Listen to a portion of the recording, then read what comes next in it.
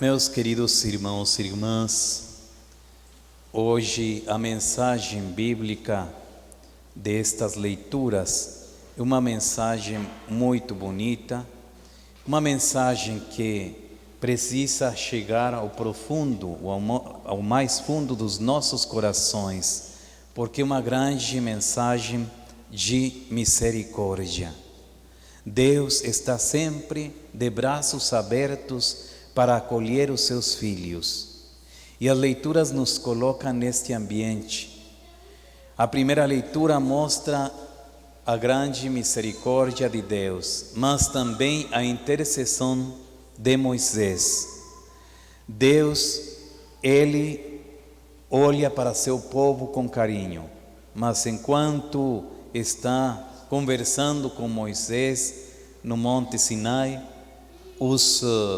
o povo se tornou infiel e vai buscar outros deuses. Aliás, faz um bezerro de ouro para adorá-lo. Aí é muito interessante o diálogo entre Deus e Moisés. Isso nos mostra um Deus que está no meio do seu povo, um Deus até certo ponto humano. É um diálogo assim, de amizade, mas um diálogo onde apresenta a Deus que fica até irritado por causa da atitude do povo.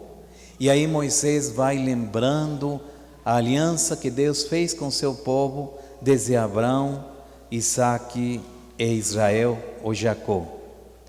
E Deus desiste de castigar o povo. O que realmente a leitura nos mostra e quer nos ensinar é um Deus que gosta dos seus filhos, do seu povo.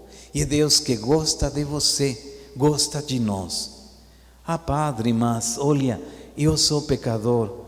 Às vezes fico bravinho com minha família. Às vezes dou as costas para Deus. Às vezes não sigo os projetos do Senhor.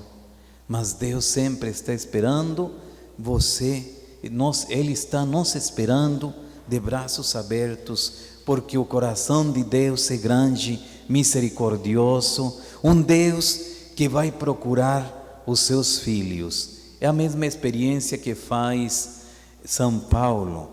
São Paulo, nesta carta a Timóteo, ele vai mostrando, explicando a misericórdia que Deus teve para com ele, recordando ele o seu passado, que ele foi de perseguidor, se tornou um grande pregador e missionário de nosso Senhor Jesus Cristo. O Evangelho, na introdução, nós temos os fariseus que acusam e criticam Jesus Cristo porque acolhe os pecadores, acolhe a gente ou a pessoas de má fama e come com elas.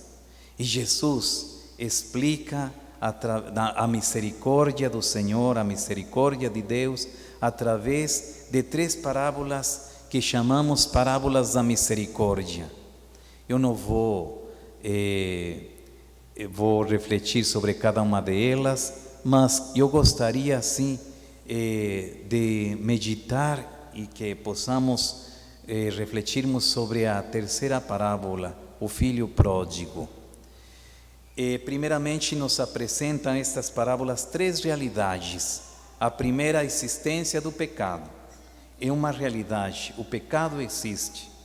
E nós podemos meditar primeiramente na primeira leitura, o pecado de idolatria dos judeus. Na segunda leitura, São Paulo, que era perseguidor, o pecado da perseguição dos cristãos. E a terceira do Evangelho, atitude, podríamos dizer da injustiça, tanto do filho mais novo, também como o filho mais velho. O filho mais novo que ele quer se tornar independente, ele pede a herança, ele vai embora para um país longe, estrangeiro, um lugar foi longe da casa do pai, e ele gasta tudo, esbanjou tudo, os bens do pai, e chegou ao fundo do poço, a tal ponto que ele ficou tão pobre que foi pedir trabalho e foi cuidar porcos. É interessante isso, porque quem que cuidava os porcos? Pessoas que não eram judaicas ou não eram judeus. Porque o porco era um animal impuro. Então, o judeu não podia nem mexer, nem falar quase do porco, porque era impuro, considerado impuro. Não podia mexer. E este rapaz teve que fazer esse trabalho, cuidar os porcos. E fala Jesus contando essa parábola, nem podia se alimentar da comida dos porcos, nem isso lhe davam. Isso significa, chegou o pior que poderia acontecer com um ser humano, com um judeu. E ele reflete e pensa, nossa, mas o que aconteceu? O meu pai, ele talvez, vou voltar na casa do meu pai, eu tinha tudo, vou voltar, mas vou falar para ele, não me trate como filho, me trate como um trabalhador, como um servo, como um escravo. E ele volta, mas olha a atitude do pai, o pai está esperando ele. Primeira realidade, existência do pecado. Segundo, a misericórdia de Deus manifestada nesse pai que espera o filho. E o pai, quando vê de longe o filho que estava se aproximando, que estava vindo, ele sai correndo.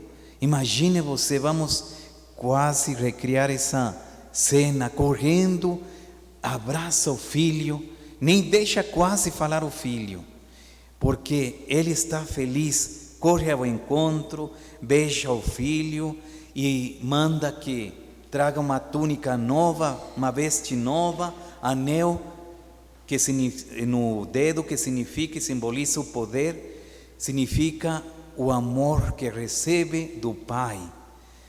E as sandálias são próprias do homem livre. Então o filho não é escravo, foi libertado, voltou para a casa do pai. E depois a conversão do pecador, o filho se converteu. Mas temos a atitude do filho mais velho. Existe raiva, egoísmo. Até ele não reconhece que é irmão dele. Esse teu filho veio, e ele que esbanjou os teus bens, e agora o Senhor manda matar o bezerro gordo, o novilho gordo. E não tem cabimento, mas o pai, ele quer a conversão dos dois. Duas atitudes desses filhos, tanto do primeiro mais novo, mas a atitude do mais velho, que estando perto do pai, o coração estava longe do pai, tendo todos os bens do pai, aí com ele não se sentia o dono. Olha, o pecado é assim. As parábolas da misericórdia nos revelam um Deus que ama imensamente. E esse Deus que ama imensamente, Ele te ama, Ele nos ama. Ontem nós perdemos fisicamente o nosso querido Padre Mário. Eu queria sublinhar dois aspectos deste padre que vocês conheciam muito bem, já de 88 anos, mas um padre que tinha duas características muito importantes. Primeiramente, um padre que amava as pessoas idosas da terceira idade, visitava os doentes, com muito carinho, levava a comunhão, embora ele idoso, sempre disposto, sempre atento e sempre sorridente, falando sobre a misericórdia de Deus. Uma pessoa, um padre xaveriano, um missionário, que sempre estava atento para levar a comunhão para os doentes. Segunda característica, um padre que fala sobretudo, que praticava essa misericórdia, oferecendo sempre o sacramento da confissão, da reconciliação, falando sobre esse Deus misericordioso e que deixou os sacerdotes como essa ponte para que nosso povo receba a reconciliação o perdão de Deus. Agradecemos a Deus pela vida, dedicação e carinho desse padre idoso, mas mesmo assim ele trabalhou até o final da vida dele. Ele foi para a Itália, foi de férias, e estando lá, ele ficou, talvez o calor e tantas coisas, talvez ele ficou com muita saudade do Brasil, e depois ele adoeceu, ficou muito fraquinho, e ontem ele teve uma queda, caiu, bateu a cabeça e faleceu, acabou falecendo, né? Que Deus tenha ele no seu reino, e que este Deus misericordioso, que possamos nós fazer experiência. Termino dizendo para vocês, façamos experiência desse Deus, um Deus que nos ama e que sempre nos perdoa. Louvado seja nosso Senhor Jesus Cristo, para sempre seja louvado.